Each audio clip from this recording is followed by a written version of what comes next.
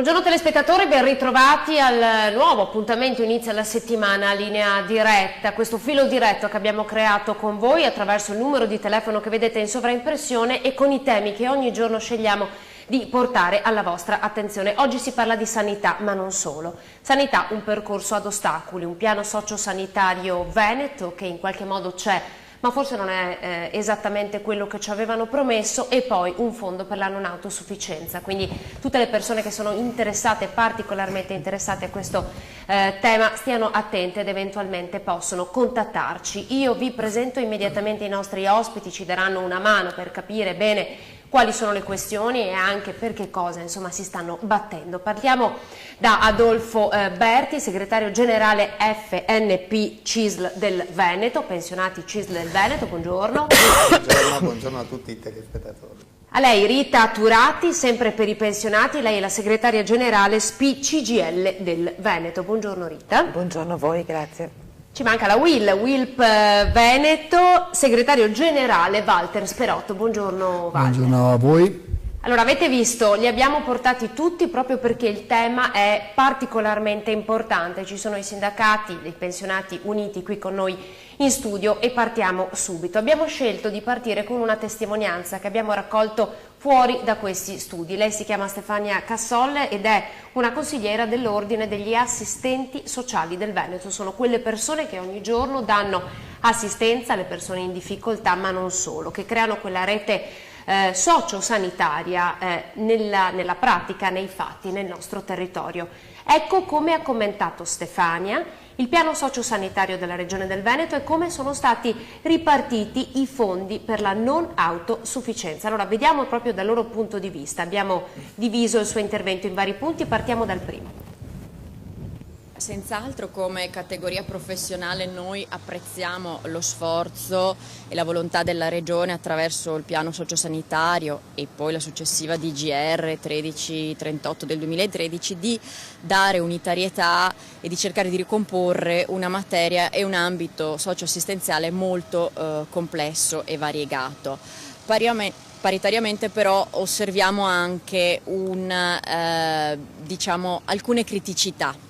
Noi possiamo osservare che la ripartizione attuale del Fondo per la non autosufficienza anche per il 2014 assegna all'ambito della domiciliarità, quindi di questi interventi, solo il 15% delle risorse disponibili, quindi con una grande disparità relativa invece al 72% delle risorse che vengono assegnati ai servizi residenziali. Eccoci qua, ben ritrovati in studio. Allora, sproporzione nella ripartizione delle risorse, più soldi alla residenzialità, meno alla domiciliarità. Da chi partiamo? Adolfo. Va bene, partiamo da me. Come lo commentiamo questo 15%? Che cosa vuol dire nella pratica per le nostre famiglie? Vuol dire una cosa semplicissima, che dietro a questo tipo di scelta c'è una decisione politica che preferisce, o comunque c'è anche una tradizione veneta che preferisce di investire risorse nella non autosufficienza nella residenzialità. Quando parliamo di residenzialità parliamo sia di strutture pubbliche che di strutture private. Questo significa una cosa però, che quando noi mettiamo tanti soldi nella residenzialità significa che dietro, io sono un po' cattivo, ma ci sono anche aspetti che riguardano il business negli anziani. E quindi rispetto a questo si capisce anche perché, al di là delle affermazioni politiche condivisibili dove si dice in continuazione che l'anziano deve essere tenuto a casa propria, che bisogna dare servizi a domicilio e compagnia bella, poi alla fine le risorse dedicate alla domiciliarità sono esigue, insufficienti. Allora, se io penso per esempio a quello che il Veneto investe in domiciliarità rispetto a questo problema, fatto il dovuto rapporto fra il numero di non autosufficienti veneti, dal sì e no ad un non autosufficiente mediamente arrivano per la cura domiciliare 250 euro all'anno. Cosa facciamo con 250 Appunto. euro l'anno? Rita Turati, questo significa che poi alla fine sono le famiglie che devono investire il loro tempo e le loro risorse per stare accanto all'anziano o al disabile a casa, perché la domiciliarietà non viene sostenuta finanziariamente. Sì, in ogni caso sono le famiglie, perché adesso il problema è doppio, cioè nel senso che c'è una discreta rete di case di riposo in tutta la regione Veneto, però ultimamente stiamo assistendo ad un fenomeno molto particolare, non solo qui, devo dire, ma insomma qui nello specifico, cioè i cosiddetti letti vuoti. Perché? Perché a fronte del fatto che la regione Veneto non ha aumentato la quota che mette a disposizione per la non autosufficienza ed è bloccata dal 2009 praticamente, le risorse, sono bloccate dal 2009, cosa succede? Non solo quello che diceva appunto l'assistente sociale prima, che non è cambiato niente dal punto di vista della riorganizzazione della rete dei servizi, ma essendo rimaste le cifre così rigide per settore, le stesse case di riposo non ce la fanno più a sostenere i costi che nel frattempo sono aumentati e scaricano sulle stesse famiglie. E famiglie a questo punto, siccome la disoccupazione galoppa anche da noi, preferiscono tenersi l'anziano a casa piuttosto che pagare 1.500, 2.000 a seconda di quello che è, perché le rette sono molto alte e quindi se ne fanno doppiamente carico.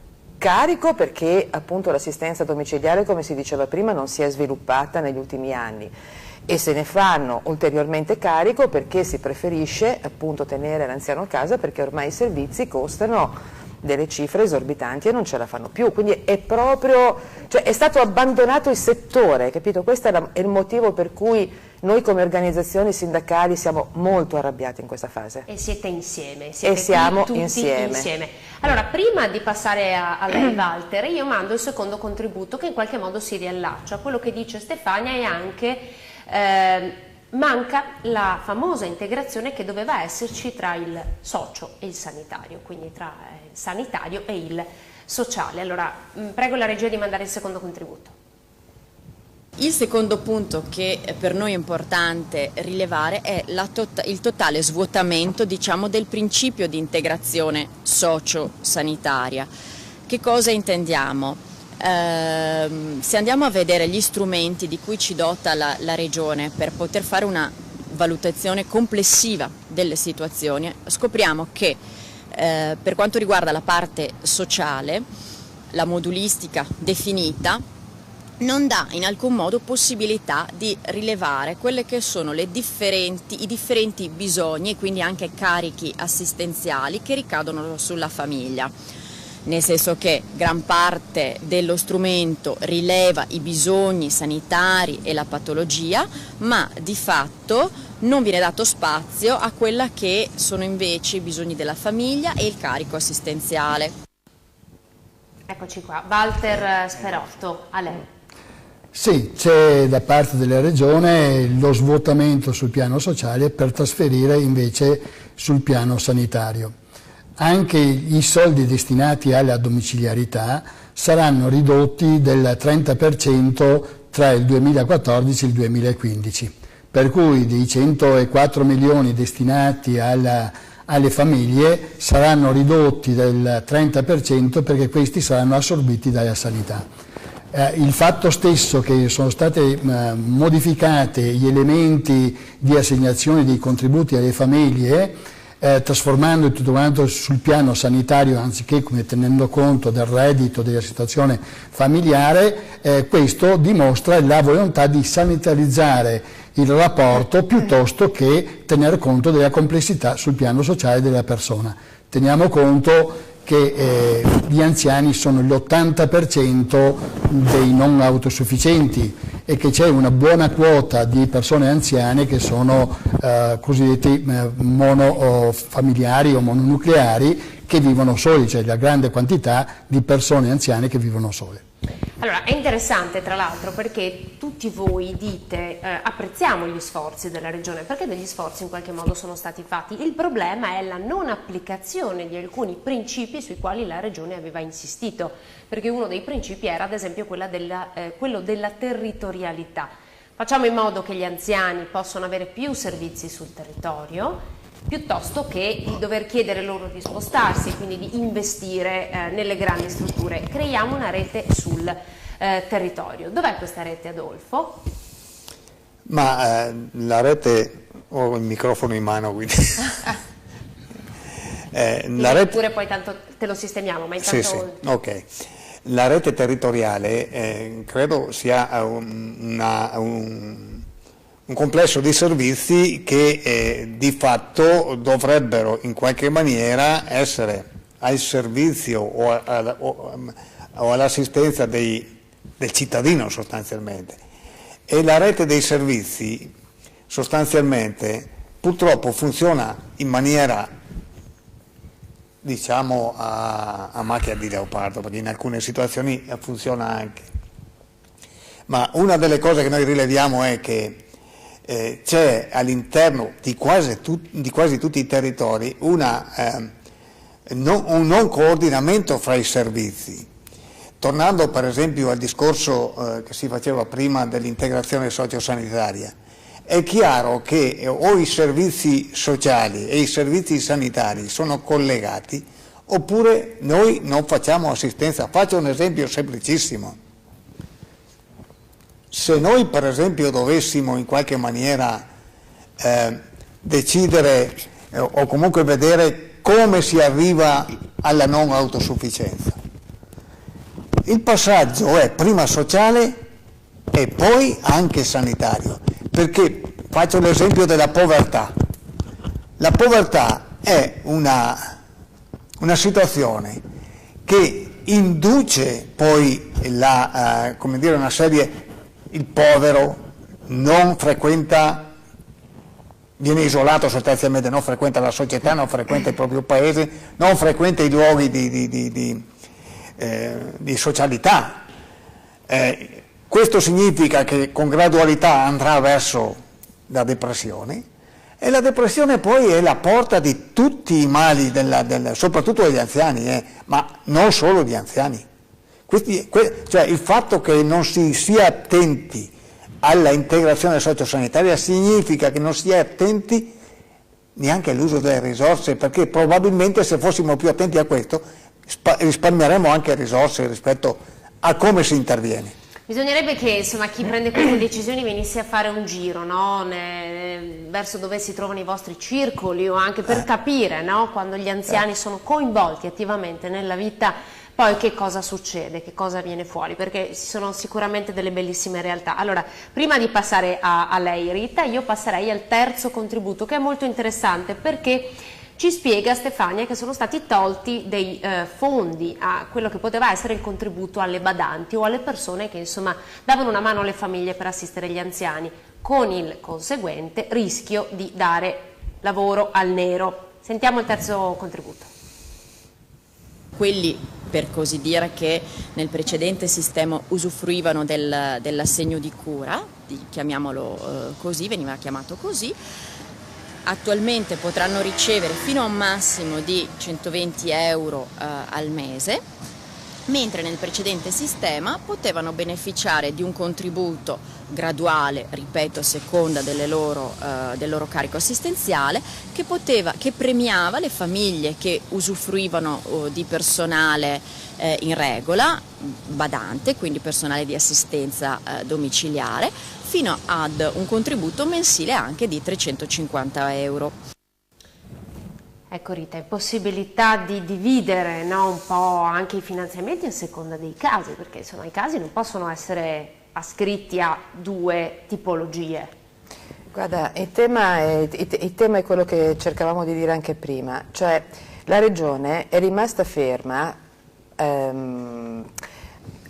a tanti anni fa, non ha più messo mano al sistema, cioè ha costruito uno strumento di programmazione che è il piano sociosanitario regionale, è importantissimo, dentro cui però la rete territoriale non ha provato per niente, devo dire, a costruirla.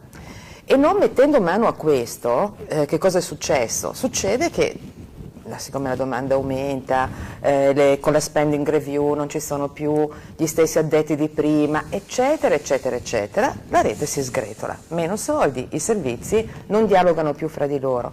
E questo è un problema enorme, noi non abbiamo un sistema assolutamente diseguale da questo punto di vista, perché non abbiamo un meccanismo unico distribuito sul territorio che misuri, diciamo, il bisogno assistenziale. Oltre a questo, oramai è talmente sanitarizzato, come dicevano i miei colleghi prima, perché è più semplice, al punto che non siamo di fronte a progetti assistenziali come fino a qualche anno fa. Noi eravamo il fiore all'occhiello come Regione Veneto, ce l'avevamo inventati noi questo meccanismo del progetto assistenziale che, a partire, come diceva bene Berti prima, dai bisogni sociali, no? Interveniva poi per darti anche la cura. E quindi l'indennità, come l'impegnativa di cura domiciliare, no? Che è la cosa a cui l'assistente sociale diceva prima, non funziona più perché non ci sono più le unità di valutazione del bisogno assistenziale che abbiano tutte assieme, diciamo, un modello unico di valutare il bisogno, ma è diseguale e non ci sono dappertutto, molto spesso avvengono per telefono, non ci sono più soldi perché abbiamo detto, no, si sono ristretti le dimensioni economiche anche di un servizio così importante come l'assistenza domiciliare. Il risultato è quello, si torna al nero. Allora, il nostro sistema in questi ultimi anni, nonostante diciamo, gli strumenti di programmazione importantissimi di cui dispone, in realtà è rimasto ospedalocentrico, fortemente sanitarizzato. Lo sviluppo dei servizi territoriali non c'è stato. Questo è il punto. Walter, sviluppo dei servizi territoriali, in tutto questo poi c'è la figura del medico, perché la prima persona di riferimento per un anziano che sta male è il medico di medicina generale, cioè vado da lui e a lui chiedo forse un po' tutto, no? Sì, un po' tutto dalla dichiarazione per non autosufficienza, cioè per la domanda dell'assegno di accompagnamento, fino alla valutazione sul piano come nell'unità complessa ci dovrebbe essere la valutazione anche sociale unitamente al medico di famiglia. Qual è il problema? Il problema è che tutto quanto questo sistema sul piano normativo è molto bello, cioè nel senso che è condivisibile. Ci siamo. Il problema vero invece è che la regione e gli enti locali si stanno ritirando sul piano sociale, fanno degli erogatori ritirando sempre di più risorse, mettendo sempre risorse sempre meno e demandando invece al volontariato, alla famiglia, il piano sociale. Per cui loro si vogliono disimpegnare sul versante sociale e destinano sempre meno risorse. Perché? Perché il piano sociale sono risorse che non fanno business. Questo è il dato, come dire, concreto. Sì, questo è il dato, come dire, concreto. L'altra parte, il medico di famiglia, si trova come oscillante, no? Tra il problema che sa che il soggetto non solo ha bisogno di cure mediche ma che ha bisogno di sostegno sociale e non ha gli strumenti perché non viene messo nelle condizioni di poter operare in termini complessi. Sarebbe interessante anche capire con questi famosi 120 euro al mese poi alla fine sotto un anziano, no, che ha bisogno di aiuto, che cosa fa? Perché insomma questo è il costo della vita, le bollette le avete sott'occhio voi tutti i giorni, la spesa, il carrello della spesa, insomma che cosa fa? Quarto e ultimo intervento che ci fa capire appunto di quanta disomogeneità ci sia anche tra i territori, perché ci sono alcune ULSS che lavorano bene, servizi che vengono dati bene, altri un po' meno bene, ma perché? Perché non c'è di fondo un'autorità che ha creato una griglia definita e che sia uguale per tutti. Quarto e ultimo contributo. La già citata delibera regionale prevede dei controlli trimestrali a coloro ai quali vengono assegnati i fondi. È inimmaginabile che con le piante organiche attuali all'interno dei servizi specialistici o dei comuni queste verifiche possano avere questa temporalità. Innanzitutto, prima venivano fatti dei controlli ogni 4 anni, prendiamo questo ad esempio, e disomogeneità poi nei servizi erogati.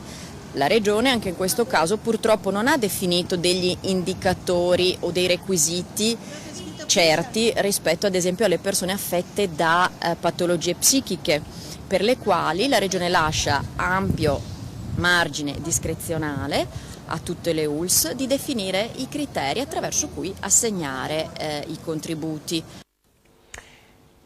Berti, margine discrezionale alle ULSS, questo significa che cosa? Margine discrezionale alle ULSS. Allora, il problema che l'assistente sociale ha affrontato è un problema molto molto importante. Perché?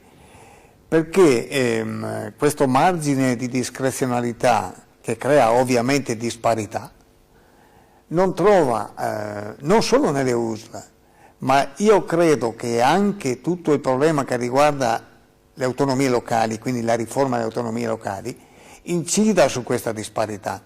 Per capirci, o noi abbiamo un coordinamento a livello territoriale rispetto a questi problemi, oppure ognuno va per conto proprio, sapendo che quando si va per conto proprio si creano delle come dire, disparità, ma anche disparità, disomogeneità, ma anche ingiustizie rispetto al cittadino che magari ha gli stessi problemi. Per cui noi ci troviamo, proprio perché manca questo coordinamento, ci troviamo ad avere degli anziani non autosufficienti che hanno l'indennità di accompagnamento, che hanno, che so, l'assegno di cura o l'impegnativa domiciliare e compagnia, altri che non hanno niente, perché non c'è coordinamento. Quindi abbiamo una situazione nella quale il territorio di fatto oggi è abbandonato. Dobbiamo in qualche maniera capire che bisogna che ci sia uno strumento di coordinamento. Abbiamo qualche USL che invece ha risolto in qualche maniera questo problema. Perché ha risolto questo problema? Perché i comuni che hanno la titolarità dell'assistenza sociale hanno di fatto delegato l'unità sanitaria locale a gestire in parte anche l'assistenza sociale in modo da creare omogeneità sul territorio. Questo non è avvenuto dappertutto purtroppo. Allora, visto che Rita, la nostra Stefania Cassol lamentava appunto questa disomogeneità e poi lamentava anche il fatto che loro non sono stati ascoltati, loro che avrebbero potuto raccontare davvero qual è la realtà e di che cosa c'è bisogno, perché non possiamo pensare insomma, che i funzionari regionali si facciano, anche se dovrebbero, sarebbe bello, però vadano a fare un viaggio, no, tra le varie realtà del territorio. Lei dice non siamo stati ascoltati, perché non si potrebbe prendere come esempio una di queste ULSS, per esempio, come diceva Berti, virtuose in questo senso, e provare attraverso questo esempio a creare una buone pratiche. Beh, fammi dire una cosa però, oltre a quello che diceva Berti prima, perché l'altro processo che è avvenuto a livello regionale, che ha molto a che fare con le considerazioni che faceva l'assistente sociale, cioè come mai, no, ci sono delle discrezionalità così ampie a livello di ULSS, e anche perché la Regione ha prodotto in questi anni una forte centralizzazione della spesa, imponendo la parità di bilancio, riuscendoci quasi, cioè non completamente, ma questo significa che le ULSS non programmano più sulla base del bisogno assistenziale, insisto su questo, ma sulla base del budget economico che hanno. E questo fa un'enorme differenza. Perché c'erano fino a pochi anni fa moltissime aziende che erano con un deficit di bilancio spaventoso, altre che invece erano virtuose, quelle che hanno fatto l'integrazione stanno decisamente meglio di altre, e ovviamente quelle riescono a dare un servizio di un certo tipo, le altre invece sono costrette a rientrare. Quindi rispetto alla cosa la buona pratica, guarda, ci sono, qui tutto il mondo è il paese, Renzi non ci ascolta, perché noi come sindacato dei pensionati unitariamente stiamo chiedendo che ci sia una legge nazionale, che non venga fatto il 3% dei tagli sulla spending review, no? Sulla sanità e sul sociosanitario, e stiamo vedendo come sta andando, si decide a priori. Zaia non è diverso. Quindi qui la politica ha delle responsabilità altrettanto grandi dei governi nazionali, perché noi sono mesi e mesi che stiamo chiedendo un incontro, non ultimo, anche 10 giorni fa abbiamo mandato una lettera al Presidente regionale in cui volevamo appunto mettere sul piatto, no, quella che noi definiamo piattaforma, le nostre priorità, ciò che sta emergendo, e non ci ha ancora risposto. Quindi i problemi sono due, e chiudo. Uno di controllo, perché secondo noi I tecnici della regione dovrebbero avere l'obbligo comunque di andare a fare i controlli. Non è che uno ce l'ha e quell'altro non ce l'ha.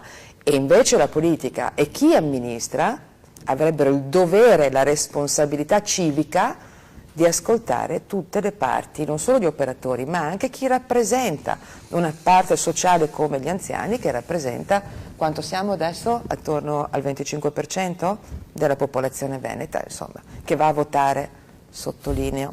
Soprattutto loro. Walter, anche ancora un'ultima battuta per lei. Allora, come vi state muovendo dunque? Perché siete qui insieme per denunciare in qualche modo, ma dite la vostra, e lo dite perché voi siete il riferimento, no? Delle persone che poi hanno bisogno e che fanno capo a voi, per chiedere che siate voce unica per formulare le richieste giuste. Come vi state muovendo, Walter? Sì, una prima battuta, la Regione sa esattamente la distribuzione delle risorse che faceva riferimento all'assistente sociale, per cui queste disomogeneità sono perfettamente a conoscenza. Passiamo invece alla questione che lei mi ha posto. Intanto sul piano nazionale noi abbiamo un primo problema, la difesa del reddito dei pensionati. Un secondo problema, abbiamo bisogno di finanziare la non autosufficienza prima attraverso una legge che dia omogeneità sul piano nazionale. Stanno ragionando attraverso un meccanismo come temporaneo che sono i voucher sociali, una cosa come tutta quanta in nuce, per cui non si sa ancora se va in porto oppure non va in porto, se viene inserita in finanziaria, se non viene inserita in finanziaria, mentre nel Veneto quello che noi chiediamo intanto che la legge 30, quella sulla non autosufficienza, venga applicata nella sua integrità. Seconda questione, chiediamo che ci sia una legge sulle case di riposo, cioè non solo come la libertà di costruire delle case di riposo private, ma che dia una regolamentazione rispetto a questa questione. Lei sta parlando anche delle rette? Stiamo parlando anche di tutta la parte cosiddetta sociale, cioè vale a dire alberghiera, perché sono divise in due quote, la parte sanitaria, dall'altra parte la parte alberghiera, e che molte case di RSA o case di riposo non ce la fanno sul versante sanitario e come pescano delle risorse sul piano alberghiero, sovraccaricando le famiglie. Stiamo pensando di chiedere una maggiore presenza non delle case di riposo ma dei centri diurni che diano sollievo alle famiglie. Allora, da una parte le risorse che vengono sottratte perché vengono sanitarizzate, viene favorito dall'altra parte la costruzione di case di riposo private, anziché pensare di costruire dei centri diurni che diano sollievo alle famiglie, cioè le famiglie che vanno a lavorare. Cioè c'è tutto quanto uno spostamento per dire: noi gestiamo la sanità, il resto sono fatti vostri. Questo è sostanzialmente il ragionamento che ci sta di fondo. E anche il tentativo di dire no, ma noi abbiamo messo a disposizione le risorse, poi quelle risorse da una parte vengono messe a disposizione, dall'altra parte vengono come riassorbite dal sistema sanitario. Allora Adolfo, anche con lei in chiusura, più territorio, ma soprattutto più soldi per dare una mano agli anziani e ai disabili in casa loro. Per esempio questo famoso contributo per poter assumere una badante o un assistente in casa. Anche questo è un punto su cui voi insistete molto. Sì, su questo, sul problema del contributo per le badanti, ma anche per altri contributi che andavano poi a costruire insieme l'assegno di cura, credo che la Regione abbia fatto un notevole passo indietro, anche se sul piano normativo ha creato le condizioni con l'impegnativa di domiciliarità, perché questa diventi il livello essenziale di assistenza, poi alla fine ha sottratto le risorse. E quindi rispetto a questo credo che uno strumento che andava bene adesso è senza risorse.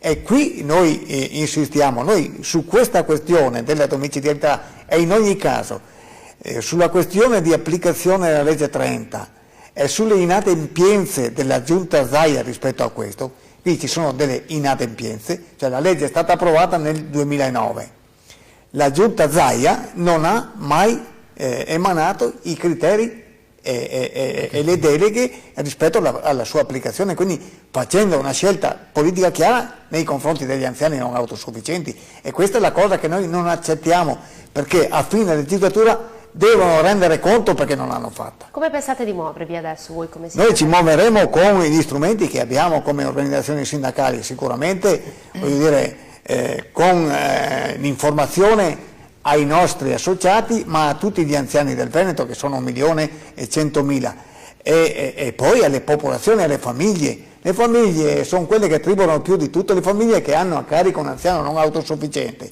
Hanno sostanzialmente dimezzato la propria qualità di vita, e questo, voglio dire, bisognerebbe capire. Pensi a una famiglia che ha al proprio interno un ammalato di Alzheimer.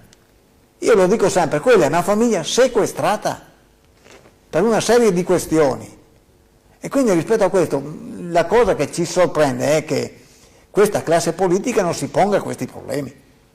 E noi partiamo proprio da qui, dai nostri studi, per darvi voce, per creare insomma in qualche modo questo allarme e far capire anche ai telespettatori che ci stiamo muovendo in questa direzione, vi state muovendo in questa direzione per salvare questo stato sociale, no? Per creare veramente il welfare che forse tutti meriterebbero. Io ringrazio i nostri ospiti per essere stati con noi. Intanto ricordo in ultima battuta, soltanto per darvi due numeri, che gli assistenti sociali nel Veneto sono 2.800.